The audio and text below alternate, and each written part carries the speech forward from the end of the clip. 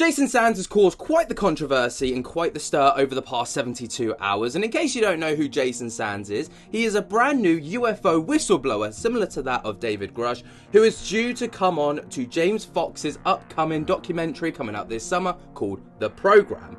There has been a lot of things that have happened with him. Obviously, he was completely anonymous up until about 72 hours ago when he went onto a Twitter space in which he basically revealed himself to the world and who he was and what he planned to expose moving forwards. Obviously, you know, Twitter space, that's where all the whistleblowers go, right? I mean, it's not the most reputable place to go, but we get what we get sometimes. But, like I say, there have been a lot of things that have been brought into question regarding Jason Sands over the past couple of days since he came out, and, you know, it's not looking too great at the moment. There was speculation that he killed a blue alien. There was speculation that he was stood 3 foot away from a blue alien. There was speculation that he was completely aware of crash retrieval programs and all of this stuff. But everything that he says completely hinges on his credibility and whether he truly is the man that he says that he is. And we're going to be deep diving into that again today. If you want to get caught up to everything, I made a video a couple of days ago, so go and check that one out. It's like a part 1. This is almost like a part 2 of what we know now. So, the first thing that I wanted to talk about is the fact that everybody is saying that James Fox could lose his complete credibility on this whole UFO topic over this story. Now, this is great for James Fox. You know, his documentary's got the absolute exclusive scoop with this guy. And it was all looking amazing. There was a lot of hype around it. But if this man isn't who he says he is, he could be destroying James Fox's credibility alongside his own. And a lot of people are saying that. So this tweet kind of summarizes that perfectly, with someone saying, "Hey James Fox, sorry to see your credibility being flushed down the toilet with your associate with this Jason Sands." And he is one of the first-hand, quote, Grush witness and a super soldier. What a load of garbage. And that is one of many tweets that I've seen. Now, James Fox is yet to respond to the controversy, I suppose. Whether he's going to or not, I do not know. But like I said before, I do believe that James probably would have done some form of vetting process before he allowed him to go onto his program. So hopefully within the documentary, maybe even before, now that this has all kind of come along, there might be some kind of vetting process released by James Fox himself. But there were a few people over the past couple of days that have kind of called out Jason Sands for not being who he claims to be, and one person even going as far as to say that his claims don't even hold water. So Eric Davies is one of those people in particular, and as you can see from Stephen Greenstreet, he put a tweet out saying Eric Davies comes out against Jason Sands and his wild alien claims. Quote, "BS, he was never vetted. His claims don't hold water. When you've lost Eric, demons telepathically spoke to me, Davies." Alright, so, you know, it's pretty wild. But he put this comment out and said, "Sands turned out to be either a liar or a believer of his own BS. He was never vetted and his story keeps changing. People I collaborate with have met him and realised that his claims don't hold water. The only thing that they felt was a certain from meeting Sands that he likely did work at US Air Force bases." So, and that's the thing. So Jason Sands, from what we know, was an worked in Intel, so he was behind a keyboard for most of his career. So people are questioning how he came to stand 3 foot away from an alien when his primary job was behind a keyboard. But moving forwards, there was another person who did kind of come out and kind of almost disrepute the claims made by Eric Davies. So Nicole Sakash slammed Eric Davies for calling the alleged UFO whistleblower Jason Sands a liar, and this is what she had to say. You know, I was proud of ufology that it maybe had a moment in this slump or whatever that's going on, and then it all turned so stupid, ugly, so fast for no reason at all. Just have some manners, have some respect or decency, have some patience. Shame Do on you? you, Eric Davis. Like, honestly, shame on you, Eric Davis. I almost hope the Wilson Davis documents are just fucking fake as shit now. I do. I'll say it. I do. I hope they're fake. All right. You know.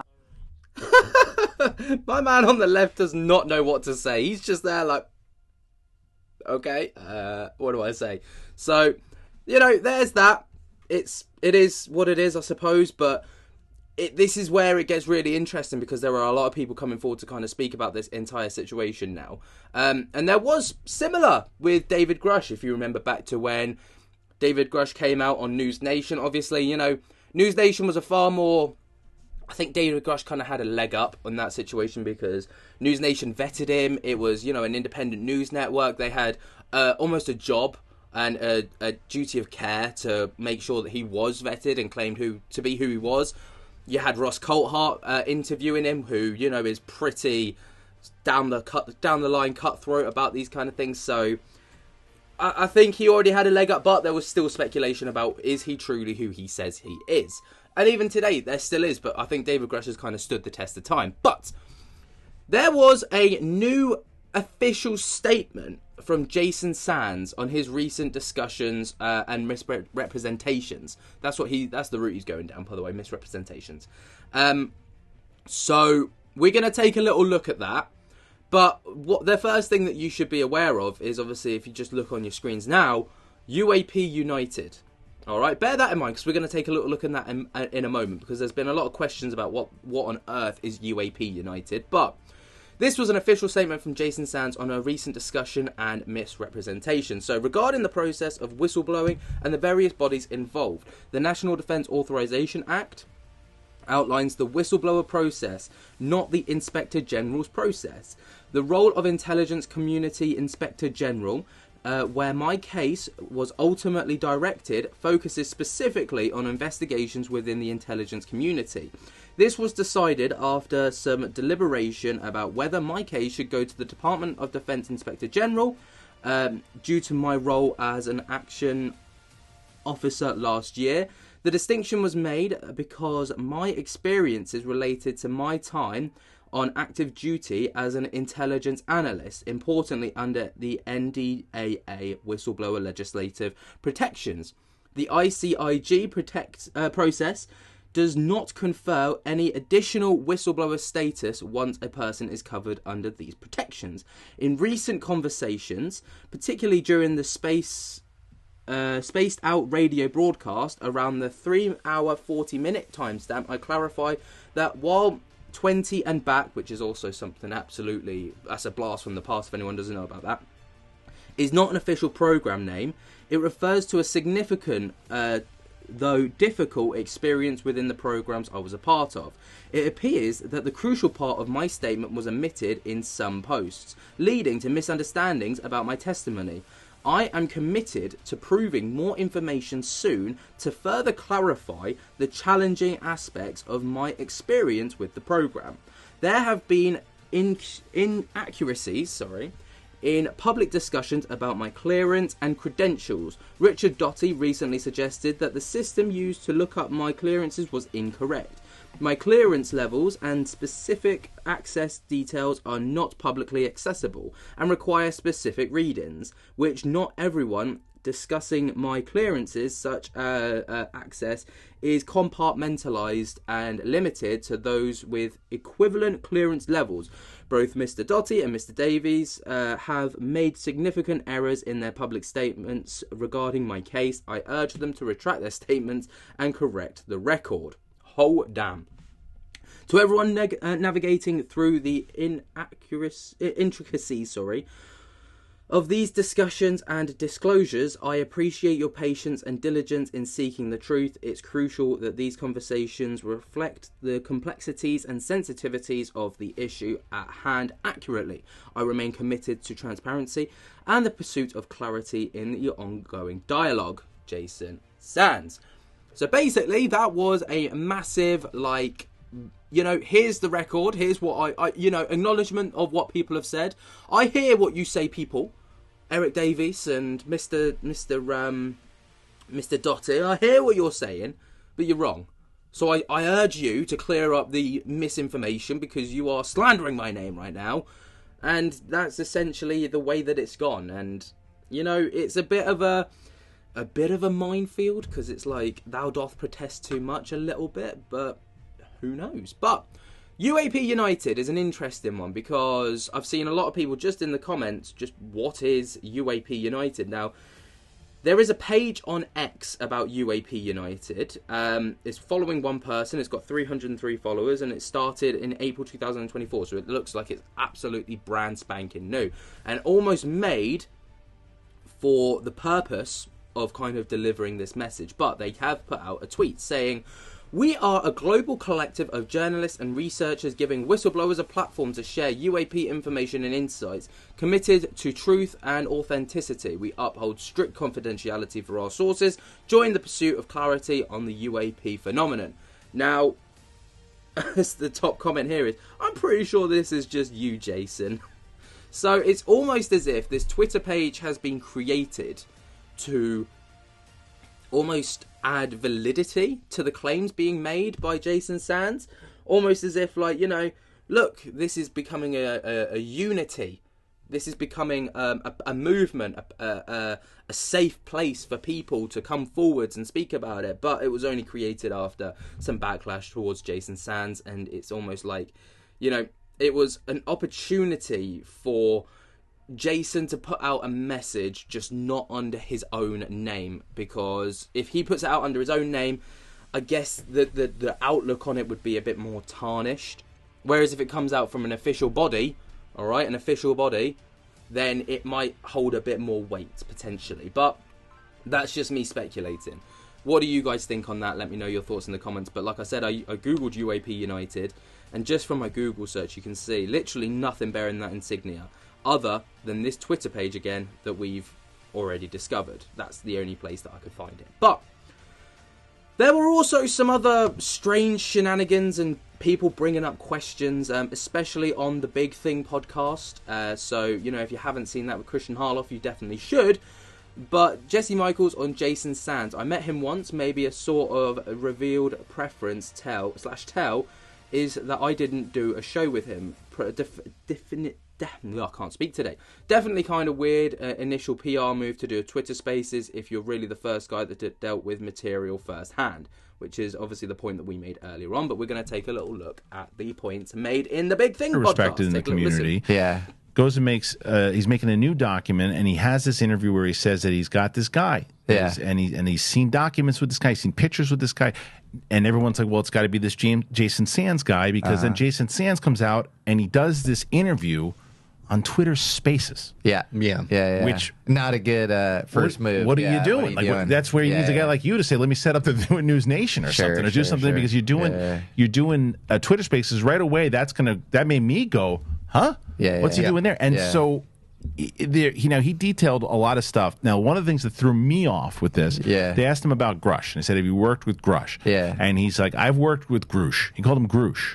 Called him Grush, like, and we talk all the time. I'm like, well, why are you calling him Grush? And it's like that, and that could just be a little thing inside of my head because I'm just now at this point, I'm looking at, I try to have a skeptic point of view as much as I have the disclosure point of view in there too.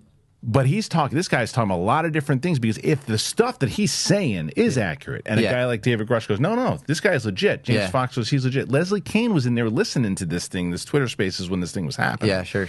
So if all these people back this guy up, and he turns out to be the whistleblower, and says the kind of shit that he's saying, it'll blow the roof off the place. But the first question is, are you following this guy, and what do you make of him? I am following him.